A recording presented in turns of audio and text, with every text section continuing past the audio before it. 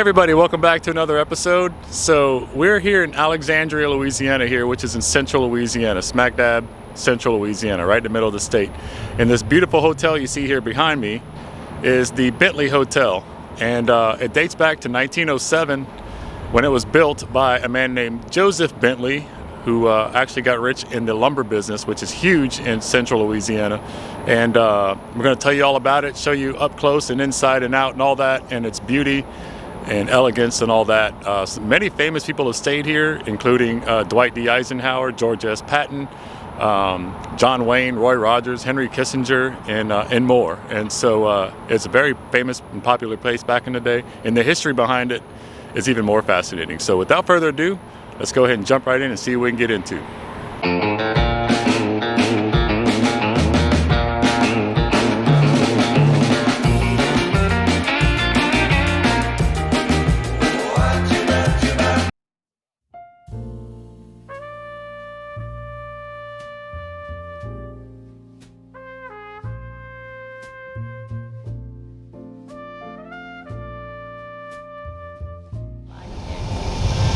Okay, so starting off with this super awesome retro van thing here. This is at the entrance or at the front of the hotel, and where I'm standing now is at the foot of the main entrance.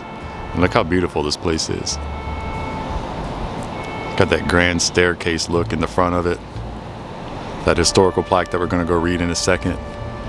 Some military history that has to do with this place that I'm going to read about. And just look at this place, man. It's still standing and still beautiful. You can still see the age of it, but that's the beauty of it all. You can hear the locusts in the background. Has a very Art Deco look to it. You know, built in the 1907, 1908 time frame. And the lobby itself, wait till you see the inside in the lobby. I'm gonna go read that plaque right there and kind of pan over and kind of let you guys look around while I read this so you don't get too bored.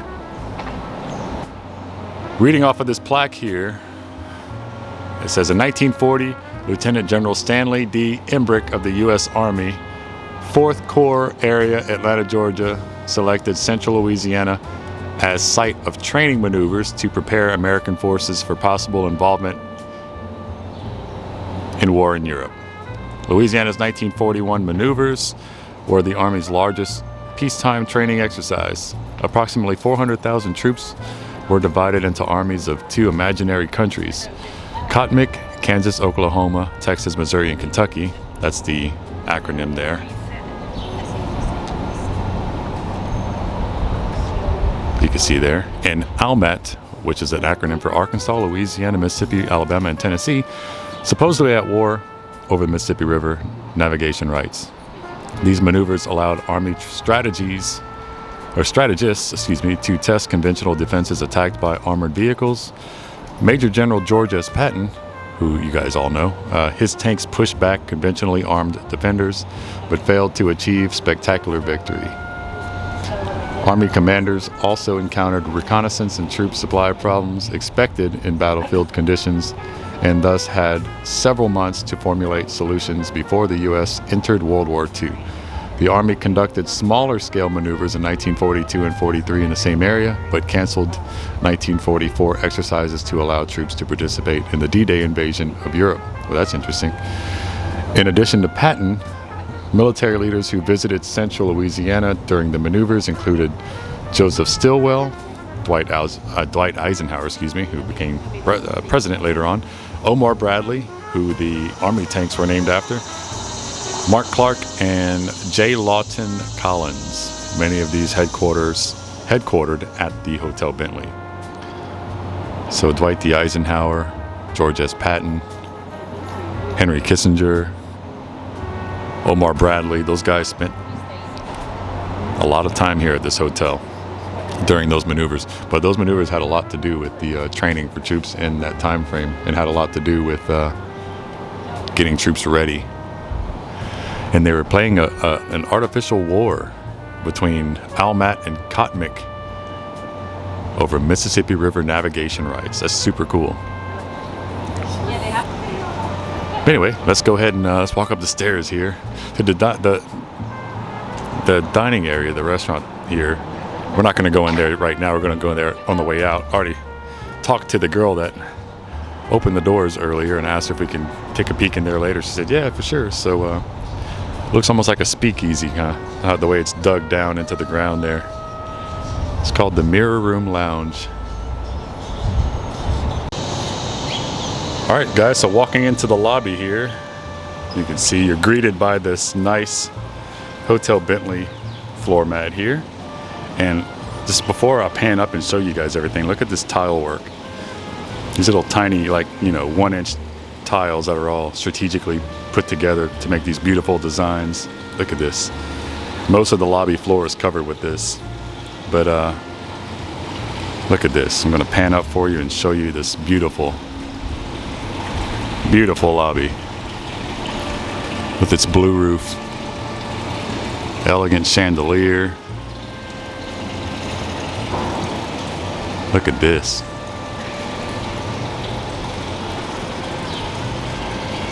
It's absolutely beautiful. I'm so glad that they kept it up over the years.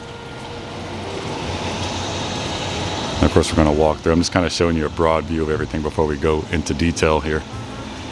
But all the attention to detail. I want to look again at this piece here. If you could see that artwork.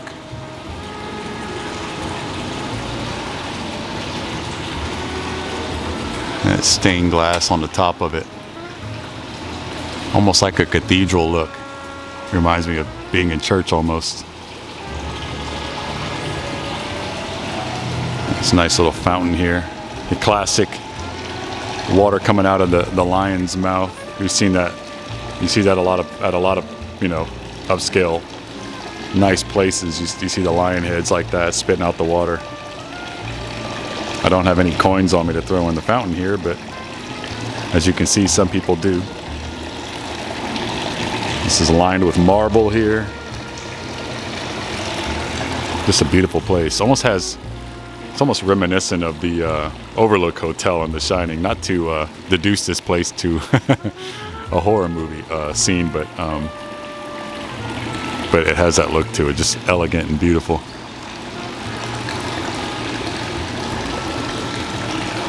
This grand staircase here in the middle. We're going to start off on the left because there's some military history. We're going to go down there later on, downstairs here, to go to the little restaurant. Just to kind of get a few pieces of footage of it. We're not going to spend much time down there, but some of the military history that I wanted to tell you guys about that's related to this hotel is over here where we're walking. But look at that old chair right there. That's nice. Antique piano. Please do not play. I'm glad I saw that before I sat down to play it. No, I got in trouble and kicked out, and there'd be no Hotel Bentley vlog for you guys. Well, it would have been the entrance vlog, part of the vlog, and that would have been it. Look at this. Hotel Bentley tile floor. And you can see it goes all the way across the lobby right there. All the way down there. All this beautiful tile work.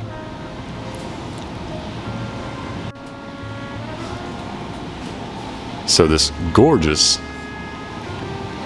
elevator area here, you can see that really pretty emerald green and black and bronze.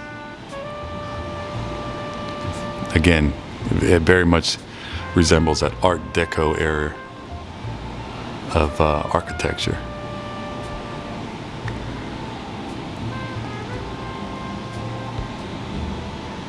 I just love that old mid-century, early to mid-century emerald green look that was very popular at the time.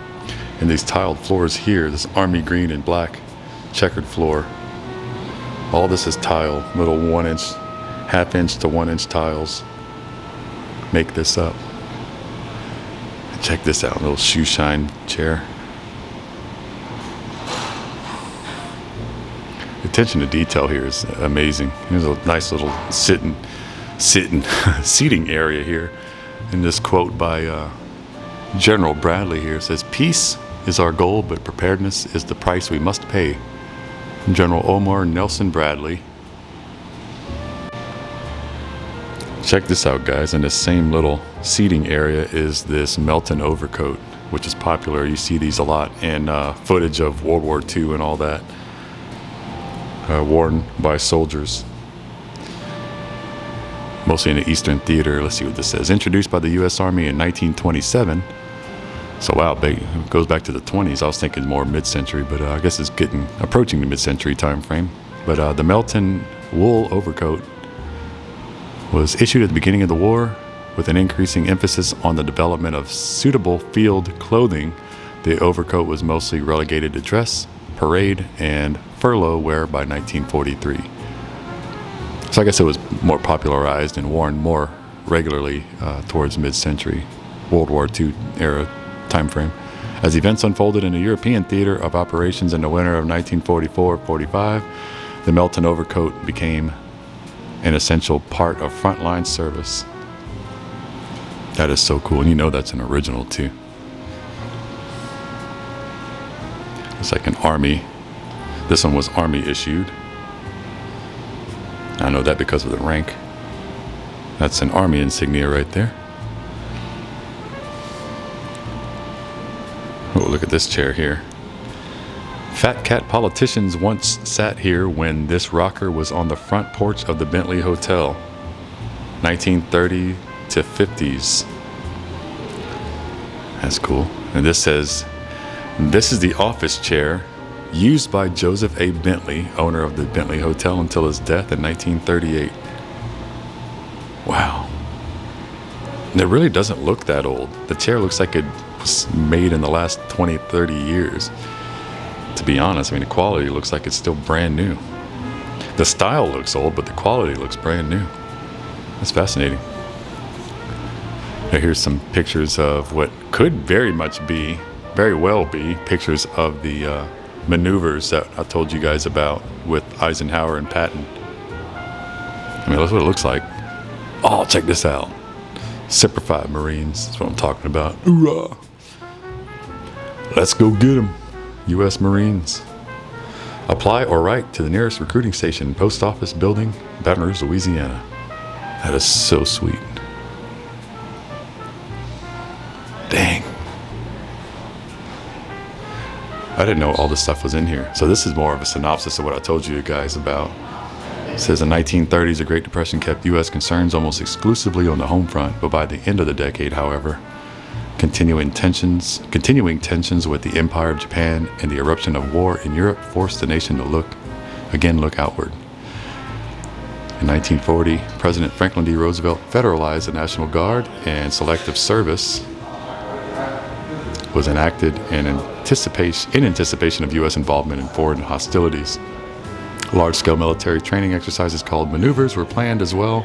Of the 53 U.S. Army maneuvers conducted on U.S. soil in the 1940s, 16 took place in central Louisiana, including the largest one in U.S. history.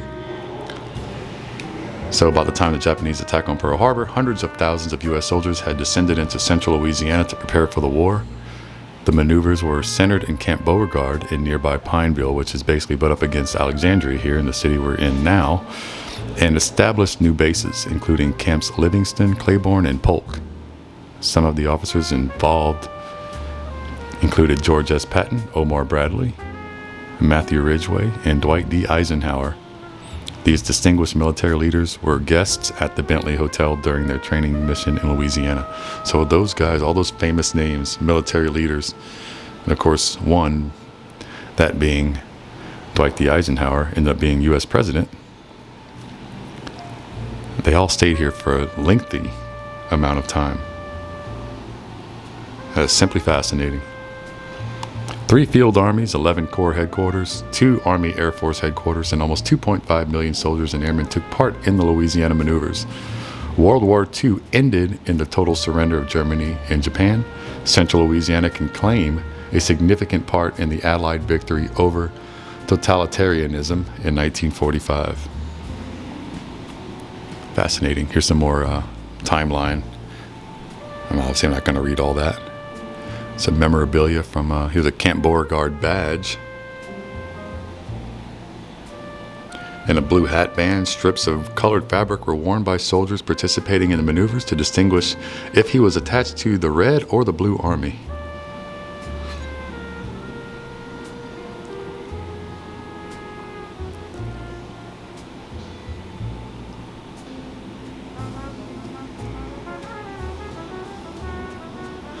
Those are all photos of the maneuvers. Here's a song and service book for ship and field, Army and Navy. This book features prayers, hymns, and patriotic songs used in various military ceremonies and religious services. It was developed as a companion to large hymnals used in chapels, but its small size could be easily packed, making ship and field services possible. There's some more photos. There's George Patton right there. Played famously by George C. Scott in the movie made in the 80s. There's Dwight D. Eisenhower in the middle. And a party of high-ranking U.S. Army officers, including General Omar Bradley and George S. Patton. They view prisoner remains at the newly liberated Ohrdruf slave labor camp in April 1945. Sorry, I'm trying to read and film at the same time. I hope I wasn't veering you guys off too far there. There's Eisenhower right there in the middle. Let's see, it looks like Patton would be maybe there. Looks like him there, possibly, hard to tell. I'm not gonna spend too much time on every little picture here, but here's some photos of, that might be a concentration camp there. I'm not going to assume anything though.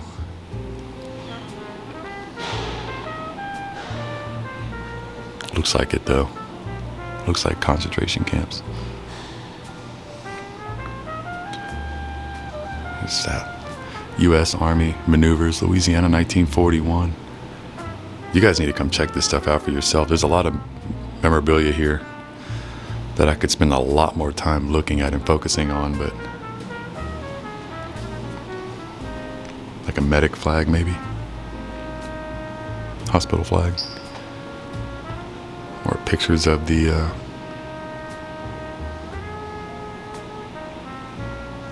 war. I can't tell if that's from the maneuvers of practice or if it was actually used in the war.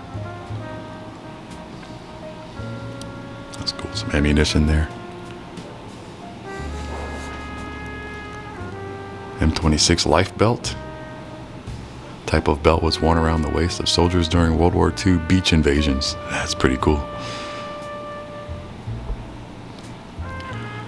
But yeah, it's a lot of military history. I didn't know any of this was in here. This painting here. We're going to continue back into the lobby and look at some more of the beautiful hotel features. I just wanted to take a look at that stuff here, which I didn't know was even there. Again, look at this beautiful elevator area going back towards the lobby. Again, that's the side entrance down there, and that goes into the Bentley room, the dining area. We'll go take a look at that in a little bit. Here's some more really nice hotel history here. Pictures of the hotel way back.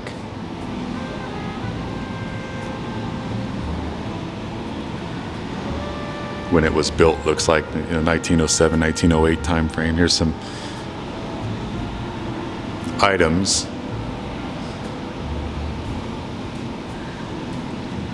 Bentley Hotel sewing kit, 1940, 1950s time period. Small hand mirror from 1910 to 1915.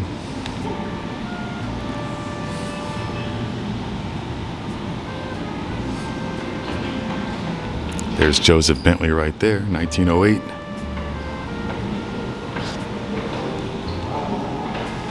That might also be him in the bigger picture. Hotel Bentley Barbershop, 1906? Oh, 8. It wasn't built, no, it's not yet in 1906, so yeah, 1908.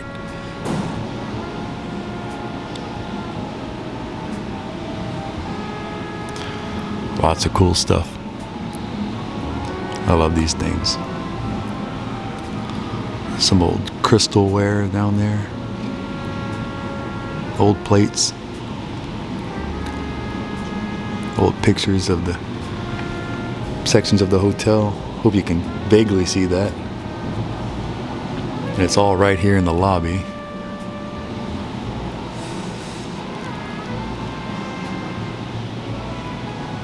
Absolutely beautiful. So taking one more glimpse, a slow glimpse of the beautiful lobby here. I'm going to show you one more glance at everything in here before we go upstairs and look at some more. But just to reiterate, kind of, I know I might have skipped around a little bit and saw different pieces of information and history, but basically, Joseph Bentley, who's the person who built this hotel, he's a native of Pennsylvania, and he became wealthy in the lumber industry here in central Louisiana. Now, we saw earlier, I was saying how the city of Pineville is butt up against Alexandria, and that name Pineville is because of that. Basically, this is a very heavily forested and wooded area of Louisiana. Central Louisiana is full of pine trees, and that's why the lumbering industry is so big down here, or up here, compared to where I live. This is about an hour north of where I live, and this is Alexandria and Pineville are pretty much smack dab central Louisiana, like true central Louisiana.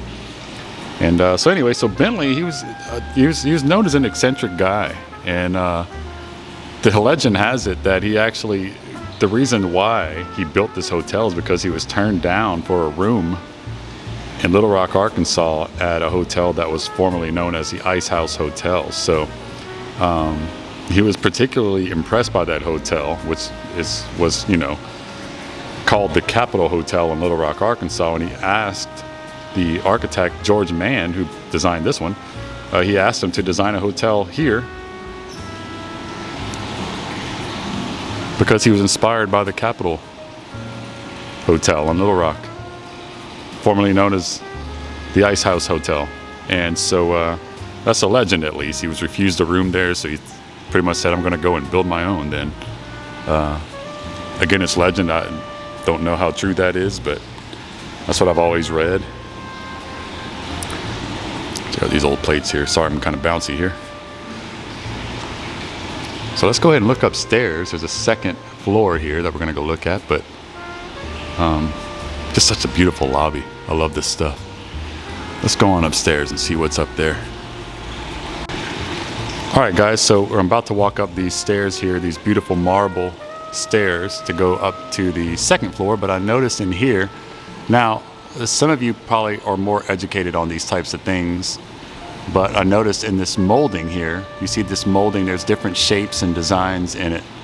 And back in the old days, especially, even in homes and private residences and homes, people would add they would carve out certain designs to reflect and certain things that had certain meanings, religious meanings, or just good omens and such. But you see here, like on the top of this, which looks like eggs here. Now, and assuming that's what these are, those were symbols of fertility. And you see on the cross beams here, which looks like maybe feathers. Don't know what those mean. And some of these have, like on this piece here, looks like could be maybe apples, or maybe like chestnuts or some kind of nuts or something like that. Could be, food. And it could just be designs. It could just be something that looks nice. But on a lot of old homes, you see all the different designs and the different beams and stuff. It could very well mean or have certain meanings, like when they build a hotel, almost like, getting the place blessed and blessing it with good certain things, good health and fertility and wealth and stuff like that. But I don't know if that's what that means in this particular place, but what do you guys think? Have you seen these before, and Do you have any more info on these that you could share with us, possibly? Either way, I wanted to point that out. We noticed it, and I wanted to point it out to you guys. All right, let's go ahead and go upstairs here. Try to film it and not trip over myself. You can go right, or you can go left. I guess we'll go left today. It all goes to the same place anyway. Just some more interesting things about Mr. Bentley. Wow, look at this.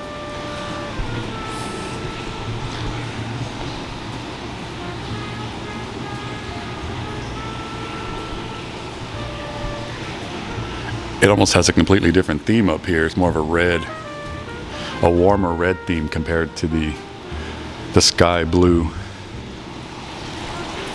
ceiling area of the lobby there.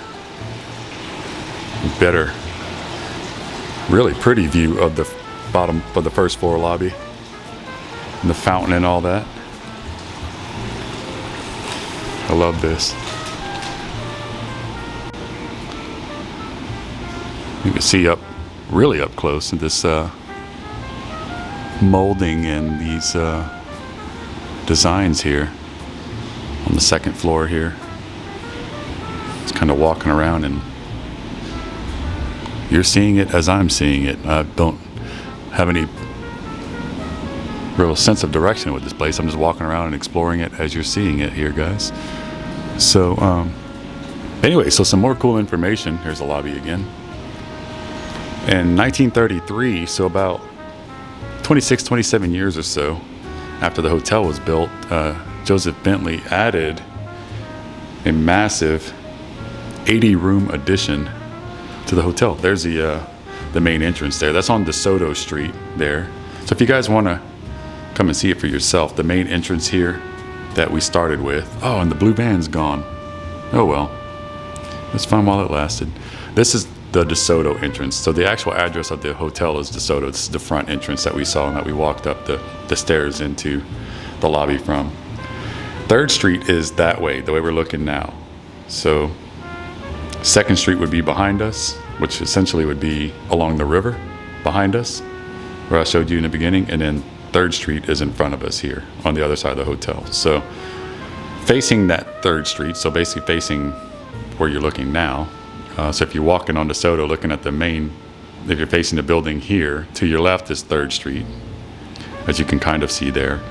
And so on that side of the building is where Bentley added that 8-story wing of the hotel with 80 rooms. And Bentley wanted to make sure that the hotel could also serve as his private residence also. So along with that, he built a private apartment on top of it all, on the very top, and installed a personal elevator, both of which still stand today. I don't know if we can access that by any means. I would venture to say that we probably could not, but maybe we could see the elevator or something. Let's see if I could find that for you guys. If it is part of the elevator system we saw in the lobby over there, or if it's somewhere else, I don't know.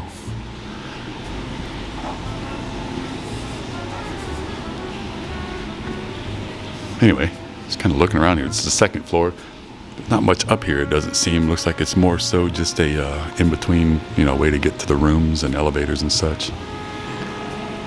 But let's see what I can find here for you guys. Let's see what's next for you. All right, guys, we're about to head back downstairs. There's not much left to see upstairs. The 2nd floor is mainly just elevator access, to the rooms. So the hotel basically flourished through the 1950s, and around the 60s, it shut down for about a decade. And in the late 70s, it was added to the National Register of Historic Places, and reopened by a different owner in the early 80s. Going back downstairs here. Beautiful marble stairs. And around 2012, a huge renovation took place here. And it was revitalized, and a large portion of the hotel was open as condominiums. So people could actually live here, which I would love to live in a place like this. Can you imagine? But one more glance at the lobby. We're going to go back towards the 3rd Street entrance, which is over here. And I'm going to show you the Bentley room, little dining area, and see about the mirror room, which is another little historical piece of the hotel. Used to be a bar, lounge area, if I remember correctly.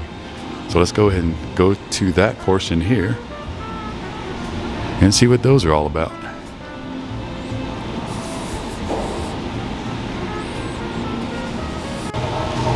Check this out. So I'm walking through the lobby and I just happen to glance over at the wall and I see this. It's like a water fountain. That is interesting, huh? It's like something you see at a dentist office. Does it work? There's no water coming out of it. That is super cool though. Never seen that before. And when you get into the stairwell, which I'm sure 99% of patrons these days use the elevators, so when you use the stairwell, which is kind of on the end of the hallways, you know how that goes, are these old steps and these old railings. Check this out. These look extremely dated and original. Beautiful. Look at this.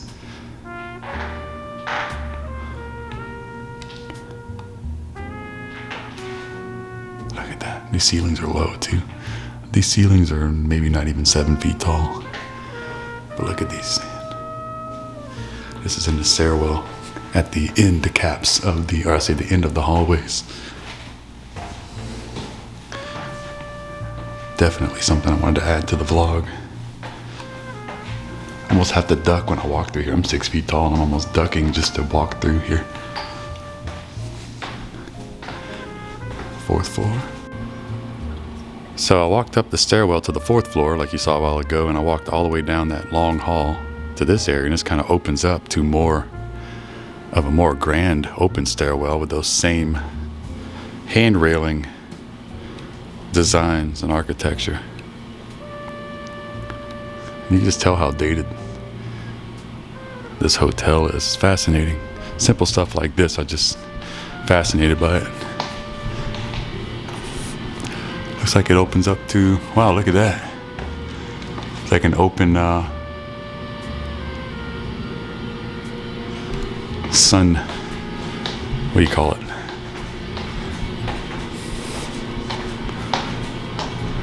Sun, why can't I think of what that's called? Here's looking down the 5th floor. Don't necessarily need to go down every floor by any means, but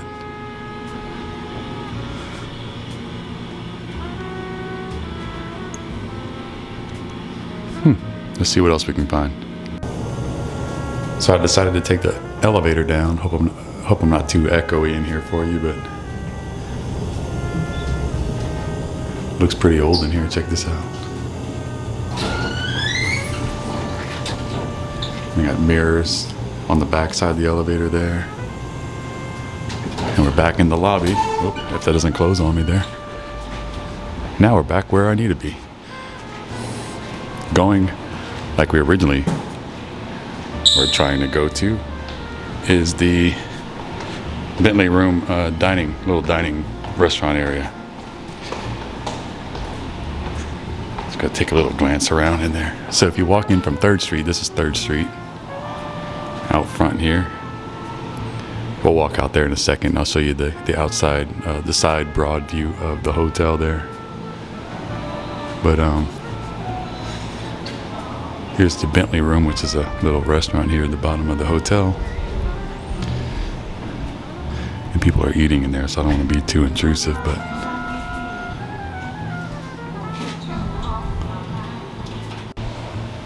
So check this out, guys. So when you walk through the Bentley room, which is just a restaurant, like I said, I didn't want to be too intrusive because people are eating, but you walk through there and you come through these doors going towards the mirror room like we saw earlier. And look at this. We haven't even gone in yet. But let's check out this. Go look at this hallway with all these photographs. So check this out. It's like old photos of the... That is so cool. These old pictures of the hotel here. This is an entrance area of the mirror room, again, for those of you who want to come visit yourself. But let's see what's over here. Man, look how you could just tell this is going back in time just from the way this looks. Check this out, man. This is so nice. I'm fascinated by this stuff.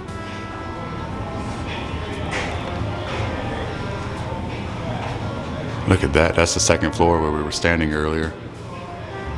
Overlooking the lobby. There's a grand staircase there in the middle. Wow. Here's a picture of what the rooms look like, or looked like back then. Would love to get a hold of a housekeeping person and see if I can get in a room, but this is basically what the rooms look like back in those days. It's fascinating. Here's another one. Let's go ahead and see what the mirror room's all about.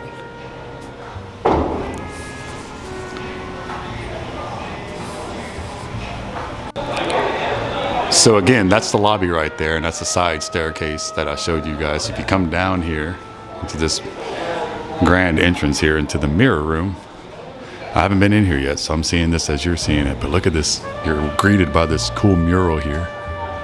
Oh, man. Wow, look at this. This is cool. This is going back in time here for sure.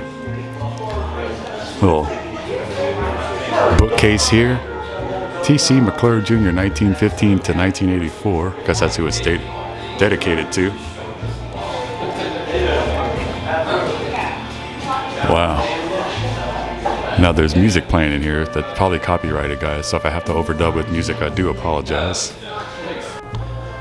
Alright, so I was told we couldn't film in the mirror room, so the little 30 seconds we got of that room was all we get, but basically we saw everything we needed to see. It's just really nice in there, so I didn't want to be rude or disrespectful, so I immediately turned the camera off when the guy said we couldn't film in there. And if any of you guys that work here are watching, I do apologize for not knowing that. But here is a 1927. It says this piece of furniture below is a 1927 antique in-room ice chest provided by Simmons Furniture. It was used to store ice, which would keep perishables fresh. It was also multi-purpose and used to store guests' personal belongings. So I guess, I don't know, maybe that was where you keep the ice, I guess? I don't know. It's metal, so maybe so. That is cool. Look at that. 1927. That's the year my grandfather was born. Whoa.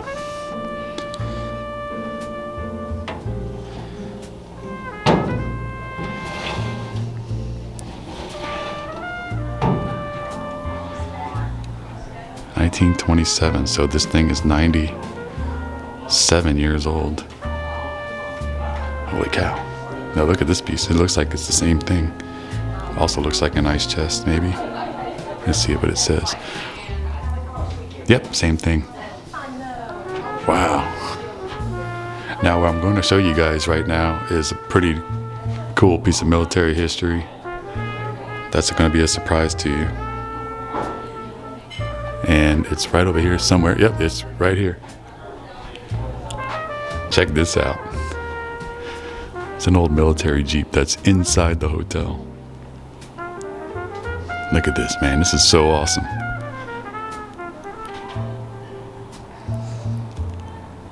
Saigon, Vietnam. So I guess it's a Vietnam era